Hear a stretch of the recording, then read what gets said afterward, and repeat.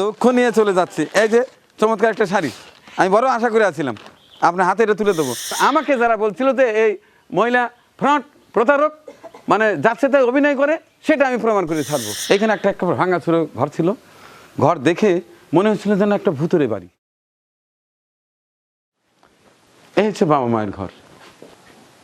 ঘরটা বড়, অনেক পুরাতন ঘর, কিন্তু সারা জীবনে ভালো সুন্দর একটি ঘর তৈরি করতে পারিনি। এপাশে কেউ আছে? আসা যাবে? আমার কাছে কেমন জানি মনে হচ্ছে একটা সেই ছোটোবেলা সিনেমা দেখেছি ভূতের ঘর, সেরকম একটা অন্ধকার। এই যে সব ভাঙাচুরা, মানে এ যাবৎ যতগুলো ঘর দেখেছি আমার মনে হয় ভাঙাচুরা ঘরের প্রতিযোগিতা দিলে আমার মনে হয় এই দুইটা ঘর প্রথম হতো।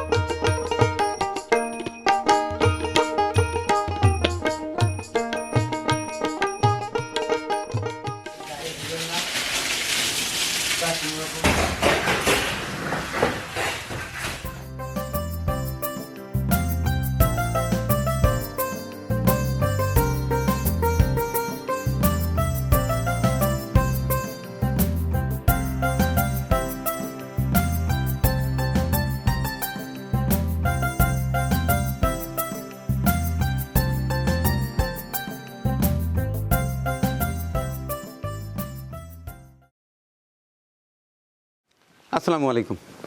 এবার আরেকটি ঘর উদ্বোধন করব। এটা হচ্ছে আমাদের সিরাজগঞ্জ উল্লাপাড়া দক্ষিণ পাড়া মৃত শাহ আলমের ঘর, তার স্ত্রী মনোয়ারা। তিনি যথেষ্ট ধার্মিক, যে কারণে যেদিন তদন্ত করি সেদিন তার চেহারা দেখাইনি। আগে ঘরটি দেখাই, তারপরে বলছি। এখানে একটা ভাঙাচুরো ঘর ছিল, ঘর দেখে মনে হচ্ছিল যেন একটা ভূতুরে বাড়ি। আমি পুরো ঘরের চিত্র দেখিয়েছিলাম। ওই ঘর পরিবর্তন হয়ে এখন ঘরের কী চেহারা সেটি আসলে একটু ঘুরে ঘুরে দেখি।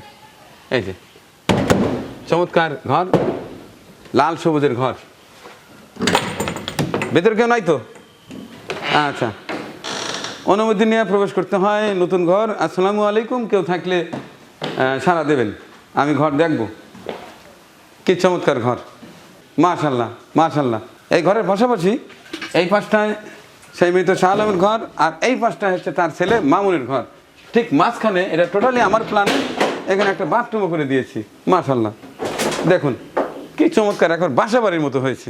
তো এখন প্রবলেম হচ্ছে, শাহ আলম ভাই তো চলে গেছেন, এখন তার স্ত্রী আছেন, কিছু বিষয় আছে, তিনি ক্যামেরার সামনে আসতে পারেননি।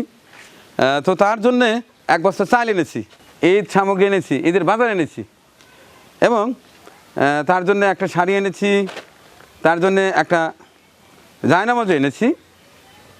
এখন আমার কিছু নিয়ম আছে, যার ঘর এই জিনিসগুলো সরাসরি তার হাতেই তুলে দিই। যেহেতু তিনি আসবেন না ক্যামেরার সামনে, সেহেতু বাধ্য হয়ে এগুলো আমাকে রিটার্ন নিয়ে যেতে হচ্ছে। যেতে যেতে পথে যদি কোনো অসহায় দরিদ্র মানুষ পাই, তাকে দিয়ে দেবো। তার আগে, যাওয়ার আগে আমি জিজ্ঞাসা করছি, যার কারণে তিনি আমার সঙ্গে ক্যামেরার সামনে আসবে না, তার সঙ্গে আমি কথা বলতে চাই। উপস্থিত আছেন? আসসালামু আলাইকুম। যেতে দিবেন না? যাই হোক, সেই বিষয়ে কিছু বলতে চাই না। আমি আসছি, আমি আমার চলমান প্রক্রিয়ার মধ্যেই তার একটা ঘর হয়েছে, টয়লেট হয়েছে, টিউবওয়েল হয়েছে। কিন্তু যারাই আমার মাধ্যমে এগুলো ডোনেট করে, কারণ কে পেলেন ঘরটা, তার জন্য আমি চাল এনেছি, ঈদ সামগ্রী এনেছি, তার কাপড় চোপড় এনেছি, তার সামনে যদি আমি তার হাতে তুলে দিতে না পারি, তাহলে তো এটা দিতে পারবো না। আমি কি তাহলে এটা নিয়ে যাবো? আলহামদুলিল্লাহ, নিয়ে যান, সেটা হলো আপনার খুশি। শোনেন, আমরা আগেই বলে দিচ্ছি যে আমার মাকে আমরা ক্যামেরা দিকে যেতে দেবো না। এখন তাতে বলে আপনার বোনের গুগল খুশি মনে আপনি দিয়ে যান, দেন। আমি খুশি মনে দেওয়ার জন্যই তো নিয়ে আসছি।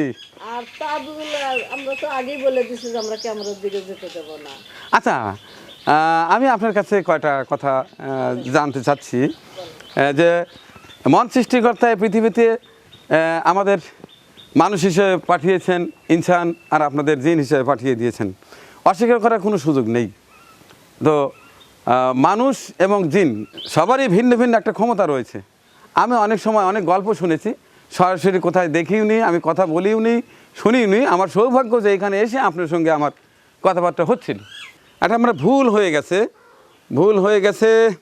আমি প্রত্যেকটি ঘরে উদ্বোধনের সময় আমার মিষ্টি খাই। হ্যাঁ, আপনারা তো জানেন, প্রত্যেকটি ঘরে আমি আসলে মিষ্টি নিয়ে আসি। যেহেতু রোজা, মিষ্টি আনতে পারিনি, তা আমি কি আপনার কাছে মিষ্টি খেতে চাইতে পারি না? তাহলে আমাকে একটু মিষ্টি খাওয়ান, কারণ আমি জানি যে আপনারা অনেক সময় মিষ্টির দোকানে একেবারে মিষ্টি কিনে ছয়লাভ করে ফেলা দেন।